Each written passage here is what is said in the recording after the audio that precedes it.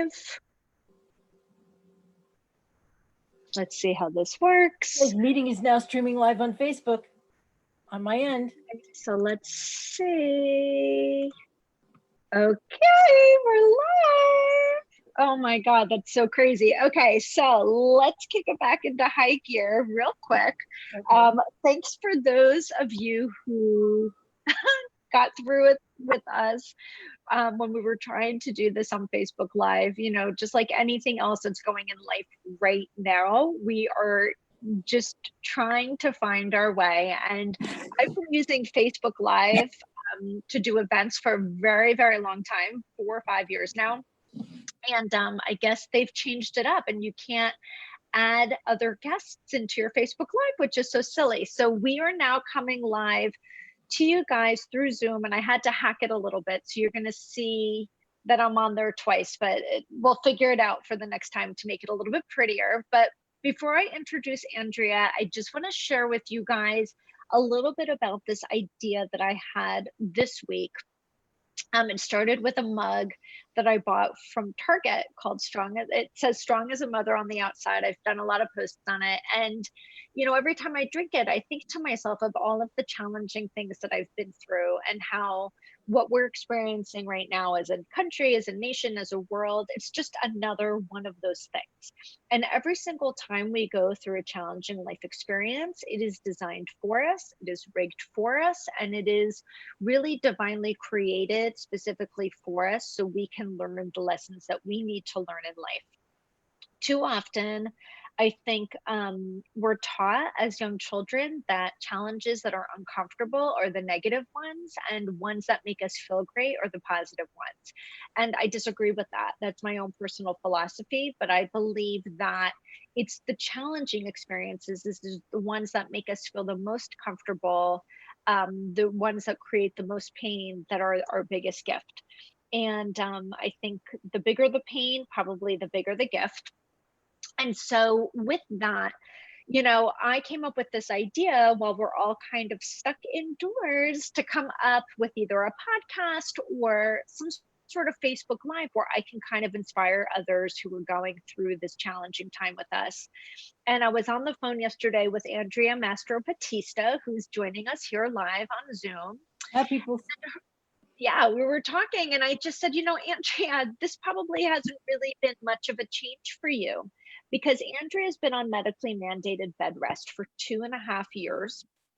And while we've all been out living our lives, Andrea has been stuck at home other than to go to the doctor here and there. And really, she's only been interacting either with her parents or with somebody that's willing to come and hang with her. So I think Andrea really has a very unique perspective, because what we're all experiencing now, she's not only experienced for the last 2.5 years, but she's done it while everybody else has been out living, which is probably a lot more challenging and a lot more frustrating, because right now we're all in this common shared experience, and this is not an experience that Andrea was able to share with others. So with that, my goal for today's Strong as a Mother interview is to really give you guys perspective and hear from somebody who's been through this for a very long time and learn from her how to be a positive inspiration still during a challenging time. So Andrea, maybe you could just share with us a little bit about your story and why you're on medically mandated bed rest. Okay. For those that don't know, because we both have wide audiences that kind of know commonly both of us, it's on August 28th, 2017, I was diagnosed with what they call a stage 4 pressure ulcer or wound from sitting in my wheelchair. And that happened for 2 reasons. Number one, I needed a better cushion that I hadn't yet gotten, totally on me. And again, I was 50 pounds overweight, totally on me. So with that diagnosis came a boatload of shame that I had to get over extremely quickly. And from my training as an inspirational speaker and what I like to call a professional inspirer, I knew that, or else I wasn't going to heal. So I called in my troops, you being one of them, because we were just kind of sort of starting to be friends at that time. Several people from Heartworks, specifically Megan McDowell, who is the founder of Heartworks, because I knew I was going to need my peeps. I knew I was going to need help. I knew my family was going to need help at a time where, and I'm extremely candid, as Stacy knows, I'm going to be 53 this year. I was 50 when this happened, at a time where I fully expected to be taking care of my parents, and dare I say aging parents, not to offend them, but true. They were there again taking care of me, and most often my mom, who's been my major advocate and caregiver. So tremendous amount of guilt associated with that. But again, had to get over it very quickly. So with the help of so many people, including her, I did. And never really felt in the last 2.5 years isolated, because we did have so many people moving in and out of the house on a daily basis, more than my parents ever thought. But it's hysterical, because I'm an extrovert in a house of introverts. So I was used to tons and tons of people, and they weren't. So they've gotten used to it. And now, 2.5 years fast forward later, we're being isolated again. So I'm actually super freaking frustrated, but I know I also have to get over that, because this is the situation, this is the deal. So what I'm doing, and we'll move into this as we move into the conversation, I'm moving into what can we do. Don't focus on what we can't do, focus on what we can do, so that we can get through this. And what I can do is, I'm a connector. I can connect people. I can help people with websites, because that's something you could do remotely. And I could do these Facebook lives with Stacy and with others as well. That's just the tip of the iceberg of what we can do. So now, Andrea, just to back it up, because there's going to be a lot of people who don't know your backstory. Like you shared with us, you ended up with this pressure wound. But for those that don't know who you are, can you share with them why you were in a wheelchair to begin with? True. I have a birth defect called spina bifida. And so I've been in a wheelchair all my life. So I've been dealing with challenges and figuring out alternate ways to do things my entire life. So I'm no stranger to that. That each one is just a new wrinkle or a new challenge. So now, why? So when you first found out, and I know you and I have had this talk, when you first found out that you were gonna, it's interesting. Like, I know your story, so I'm gonna lead with a question, but I think, here, and we're in the tri-state area for those that are not familiar, and I think tri-state area is probably getting a little bit more of a serious lockdown, right, than some other parts of the country right now, just because we're so close. Our proximity is so close to New York City. But I think here people were like, oh, it's not going to be that bad. Oh, it's probably going to be okay. Like, I just have to listen to what the news is going to be, but it's probably going to be A, not B. And I know with you, it was almost the same thing. Like, you knew you had a wound, but you didn't really know how bad it was, because truth is, you can't feel that area of your body. I'm gonna stop you, because I didn't know, and that was part of the problem, because I can't feel. So the lesson there is to be more cognizant and like as women, we do breast exams, check other areas more often. Right, exactly.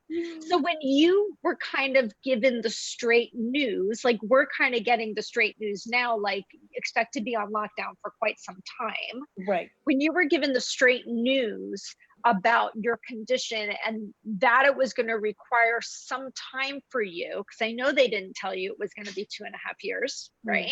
Yeah. What was your initial reaction above the shame? Like, how were you mentally preparing for this idea of being, what I like to say, stay putness?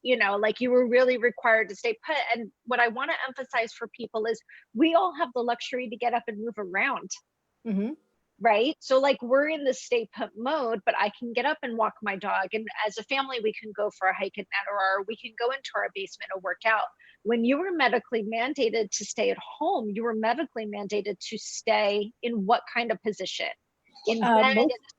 Mostly on bed rest, pretty much as you see me right now. Right now I'm on my side. So it was literally left side, right side, back, stomach if I had to. If you've seen my Facebooks, you know that that's the worst position and least productive. So I was the normally very inspirational and surly Andrea every time, or inspirational and smiley Andrea every time she was on her stomach, surly as all hell. So there have been tough times throughout, but handling it with humor helped. And what you asked me, I'm going to backtrack because you asked me how did I handle it when I first found out. How I first found out really quickly was a nurse came in first. And it was a nurse who had been dealing with wound care for years and years and years, and basically said, zero bedside manner, said, "Yes, I've seen this before. You're going to be here for months."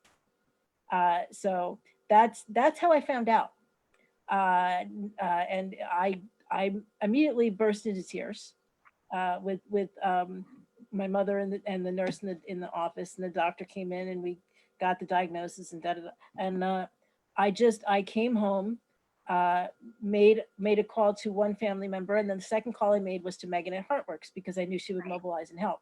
So the first piece of advice I can give to anybody when they're dealing with that situation, yes, we are isolated physically, but there are so many ways that we can reach out. So reach the heck out. Do not isolate yourself completely. Reach out, because that not only helps us with, get things done, like parents, people are bringing groceries in to help us out because it's my mom and my dad and me here. But it's also helping us psychologically be connected with people. So do not isolate completely. And I think it's interesting because, as we're going through what we're going through right now with this virus, it's such a weird, surreal situation. I think a lot of people are bursting into tears when we're going from talking about days to weeks to months. I know. Right? I was in denial last week, and I will be completely honest.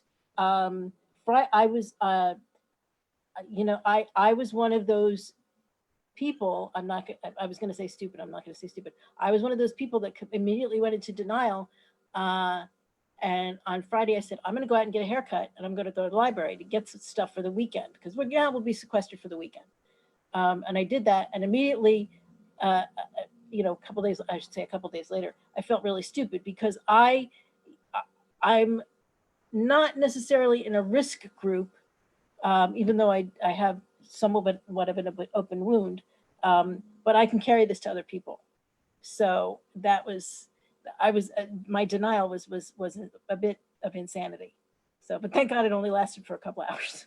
I think everybody was kind of in that. I shouldn't say everybody, but the majority. So here's a question I have for you. Like, what advice do you have for people who, I'm seeing a lot of people posting things on social media that they're feeling very anxious, very worried, very much in a funk about having to cope with a new normal. Many people are stuck at home with children. That seems to be very stressful for a lot of people, not so stressful for some. But what kind of advice do you have for people who have to learn how to deal with the new normal right away? It's something that acknowledge that it sucks. Don't deny that it sucks. But you just have to jump in and deal with it. And it's what I said before. Don't focus on what you can't do. It's not advisable to go out as often. So what can we do? Who can we contact? Who can we look to for help? Who can we look to for inspiration? Both of us. Look it up, both of our Facebook pages. Just keep that in mind.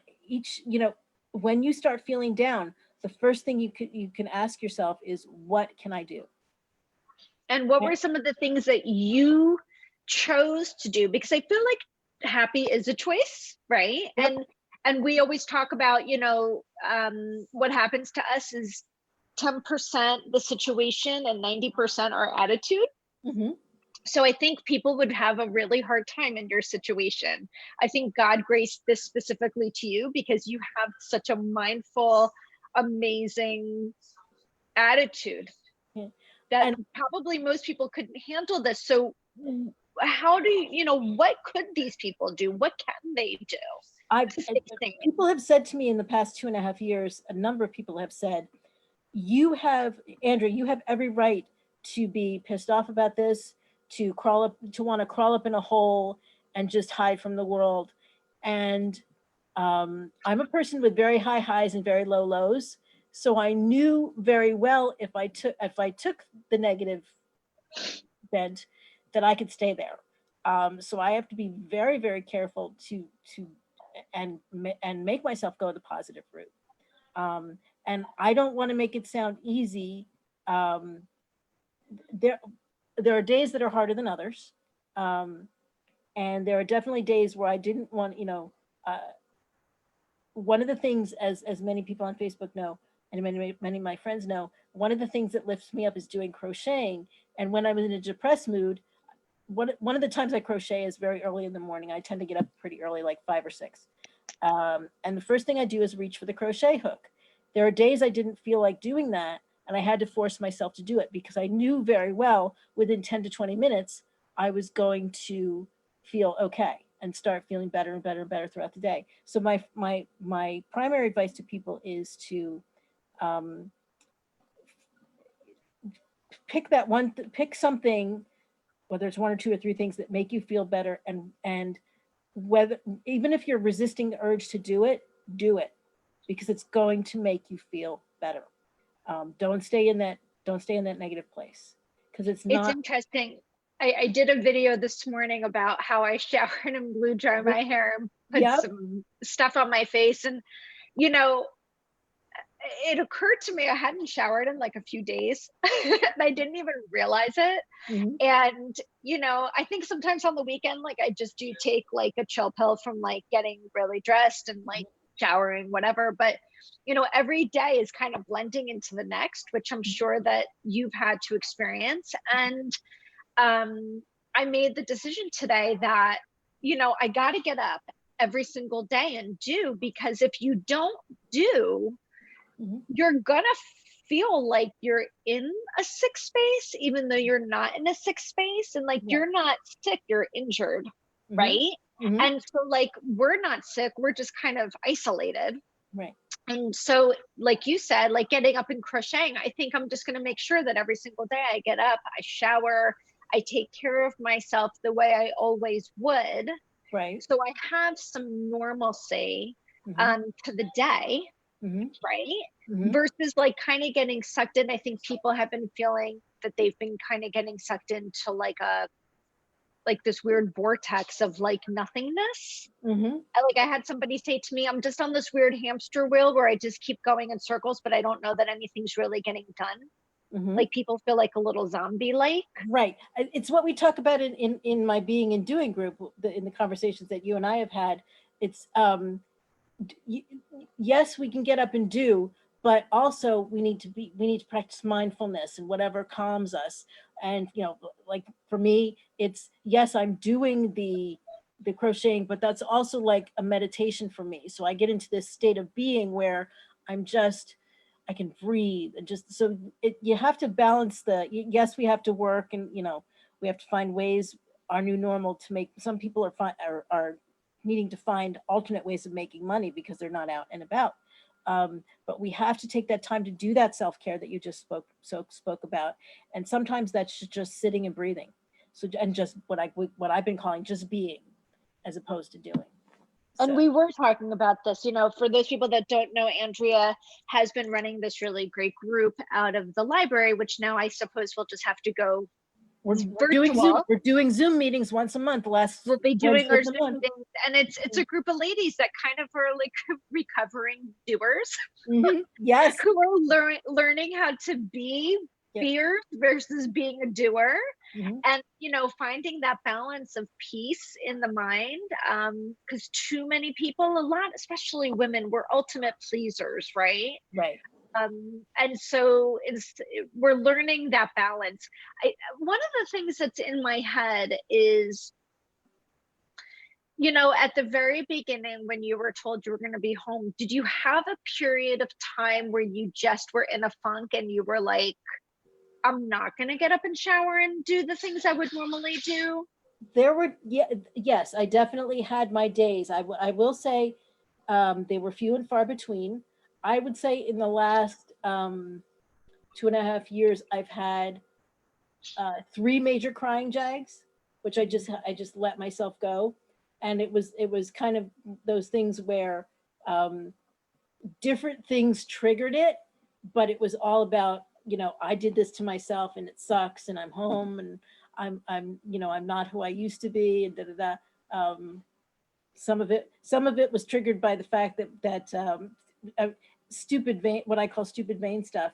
Um, if you knew me 2.5 years ago, this hair was not gray. And Right.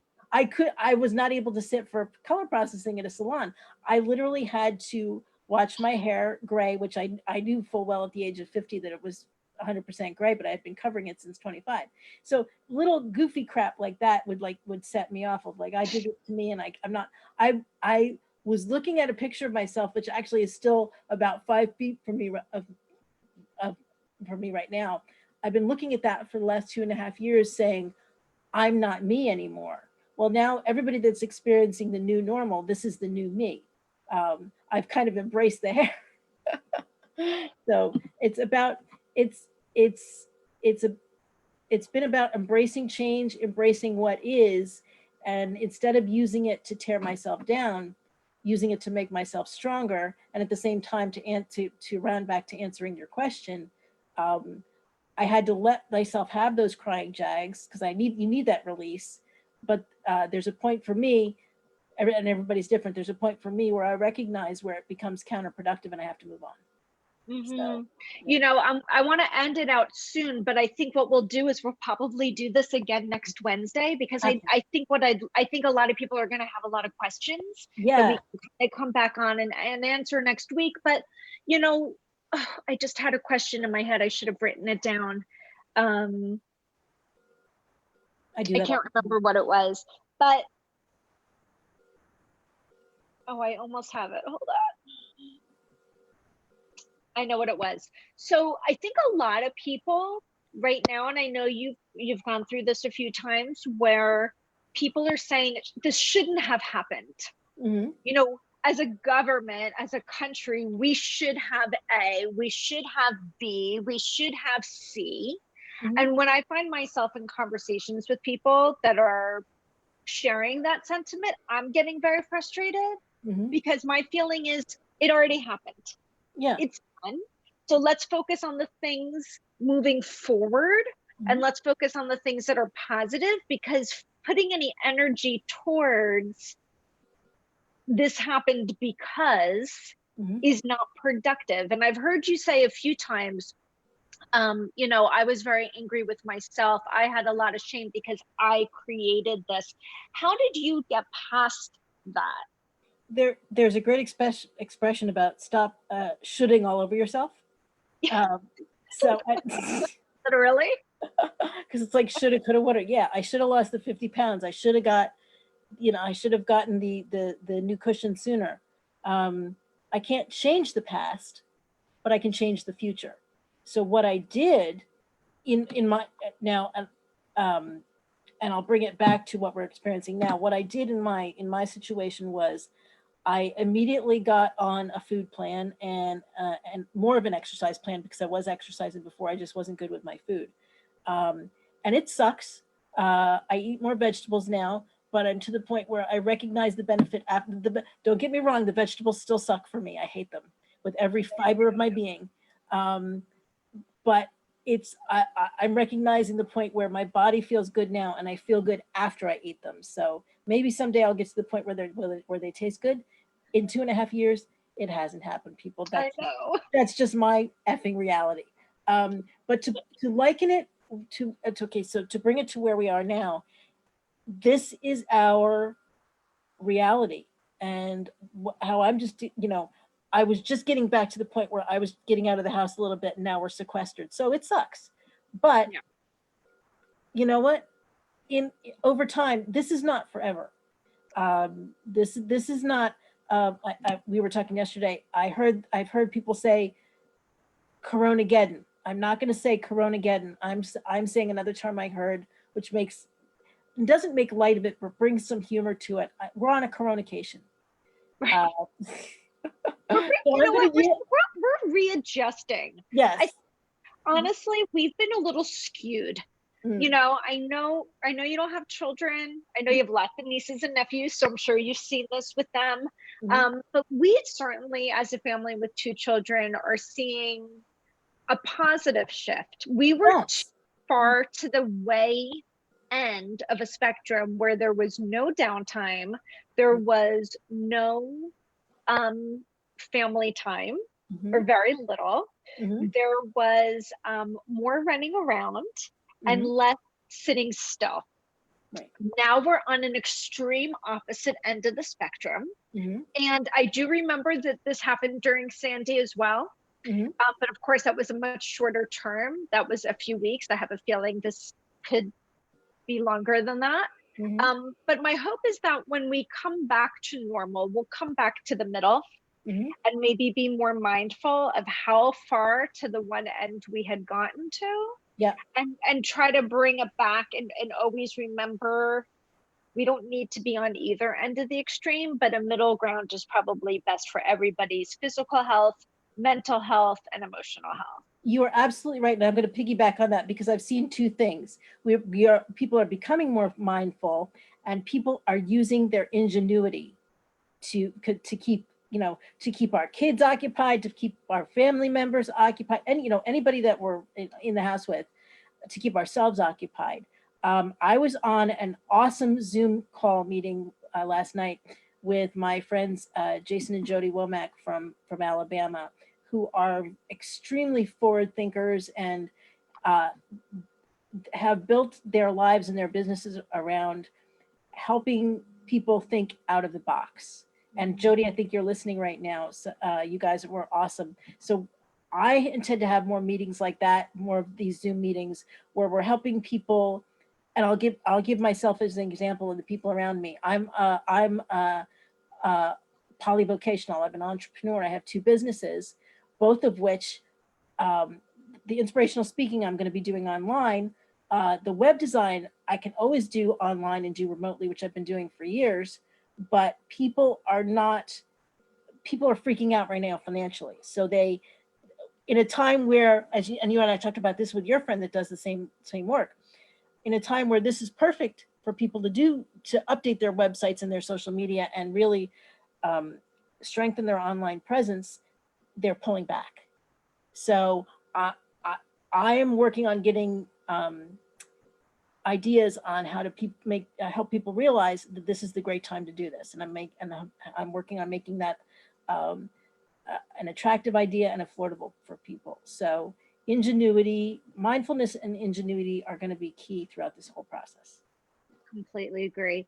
Mhm, So what I want to do is I want to end it here, mhm, but what I would love to do is revisit the conversation next week, and perhaps mhm, the people that end up catching this can share with us in the comments questions that they have, mhm, questions that they have specifically for you, Andrea, about mhm. how you've gotten through this challenge yourself, I would by love that. yourself. I think that that's the biggest thing that really stood out to me. Mhm, And we kind of spoke about this yesterday in when we spoke on the phone.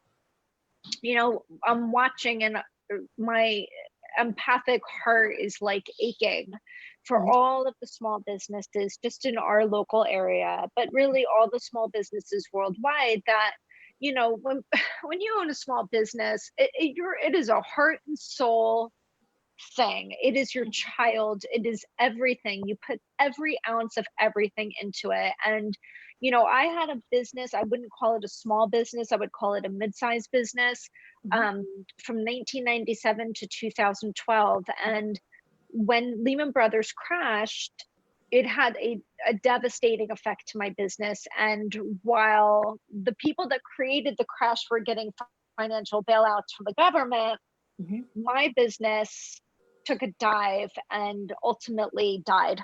Right, right. Even though it took, it was a slow death. It was like a 3.5 year death. We ended up closing our doors during Sandy in 2012. Like, if that's not a smack in the face, I don't know what is. Mm, But I guess my point is that when people were going through Sandy, Sandy was what was on their mind. mm, When I was going through, but what I was what was on my mind was the fact that I was losing my business. Right. And so right now you've got all these people with Corona on their mind, Mm-hmm. but you've got this subset of people who losing their business is what is really stressing them out. Right. Right. And there's so many different things that are going on right now in the world that are just so much bigger than the virus itself. Right. And I'll be honest with you, I had a point, I have no idea what it was, or it's totally like eluded my head. I'm not quite sure where I was telling you that story, but It's okay. I can't remember. Yeah. Isn't that the way it always goes? It is. It is. The one I'm going to share with you after our conversations last night and that Zoom meeting that I mentioned with Jason and Jody, I got the idea. I'm a web designer. I am formulating an idea right now. I'm working on it. I'm going to be working on it after we finish our broadcast, of using my website, operationinspiration.com, as a communication resource for people. And so it's not only going to be a resource, but it's going to exhibit my skills as a web designer and somebody who can build a website with great organization and easy to navigate. I want to create a resource of restaurants, websites to get the latest information about what we're doing for the virus, postal services, package services, hospital, anything that we can do, any convenient, I'm going to call it Corona conveniences or something like that, to make people's lives easier during this time. And they can go there and say, okay, what restaurants are doing curbside delivery or curbside service or delivery, that kind of thing. Just anything that we can do to make people's lives easier. So I think so many people are paralyzed right now that they can't think. Yep. And not to use the pun of paralyzed, but I use it all the time. Oh my God, so funny. But this is a perfect example of someone who is clear-minded on a situation, and like you said, using some ingenuity and creativity to find a solution to the problem versus being paralyzed by the problem. And I wish I could think about what it was that I was going to share prior. Why don't we do it in the comments? We'll do it in the comments for everybody. Well, we will.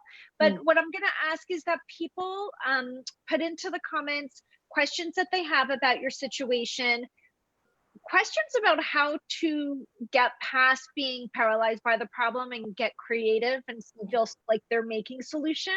Right. And really anything. And we'll come back again next Wednesday at noon again. We'll have a better idea of how to do this. And really keep the conversation going of positivity and creativity and solution seeking, and really bringing light to what people feel like is a really dark situation in their life right now. Yeah. So I'm happy to do it. I'm happy to be back with you next Wednesday. This was an awesome idea of yours, and thank you for letting me be a part of it. I can't wait to go back to Facebook, because we've been concentrating on our conversation. I can't wait to go back to Facebook and see what the comments are. I know. I feel the same way. So thank you so much. Okay. And can I just keep interacting with us, people? Keep the comments coming in. Both of us, we love interacting with you. We crave it. So let's keep the conversation going. Anything I can do to help you keep bolstered, I'll keep you updated on what I'm doing with the website for the communication conveniences, and we'll go from there. Sounds great. Have a great day. All right, love you. Love you. Thanks. Love you too. Bye. Bye.